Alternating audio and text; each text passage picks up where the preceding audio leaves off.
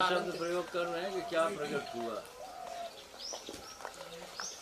आप भी तो उसी को प्रकट करना चाहते हैं अपने घट में, अपने अस्तित्व में। क्या प्रकट करना चाहते हैं? तो आप कहते हैं हम प्राप्त करना चाहते हैं परमात्मा को, भगवान को। परमात्मा भगवान कोई वस्तु है जो आप प्राप्त करना चाहते हैं। योग वगैरह में कहा गया है ना, तो योग की साधना में, प्राणायाम की साधना में कहे तो आवरण क्षीण हो जाता है, आवरण क्षीण हो जाता है। तत्क्षीयते प्रकाशावरणम, साधना से आवरण क्षीण हो जाता है। वो चीज तो स्वतः प्रकाशित है हृदय में, जो आवरण है वो क्षीण हो जाता है। तो आप जब कुछ समझ ही नहीं रहे तो कैसी साधनवा आपको साधन बताया जाए।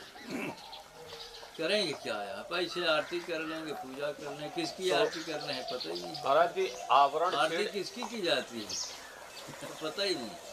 सब आरती कर रहे हैं, किसकी कर रहे हैं पता ही नहीं। पूजा कर रहे हैं, किसकी कर रहे हैं, वंदना, अरे कुछ मतलब निकलेगा?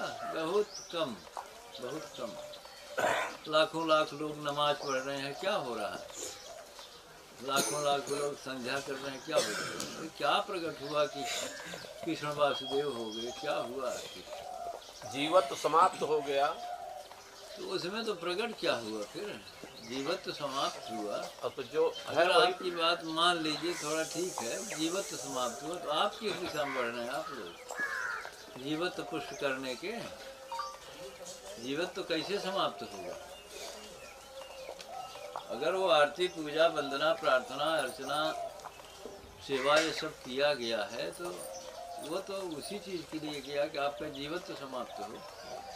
तो जीवत्व समाप्त होगा कैसे, समझ में आता है। और फिर ये पहले समझ में आया, कहीं जीवत्व समाप्त नजर में आ रहा था। गटगट मेरे साइया खाली से कोई बलिहारी व घर की साहेब कहीं नजर में आ रहे हैं। आप तो अतीत में चले जाते हैं कि कबीर में प्रकट हुआ।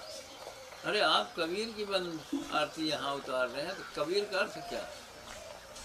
कबीर का अर्थ बताया कि तत्का केवल ब्रह्म है, बब्बा ब्रह्म शरीर रहा व्याप्त हो रहा, ताका नाम कबीर। ऐसी कोई चेतना है आपके सामने जहाँ संततः प्रकट हुई। क्या प्रकट हुआ?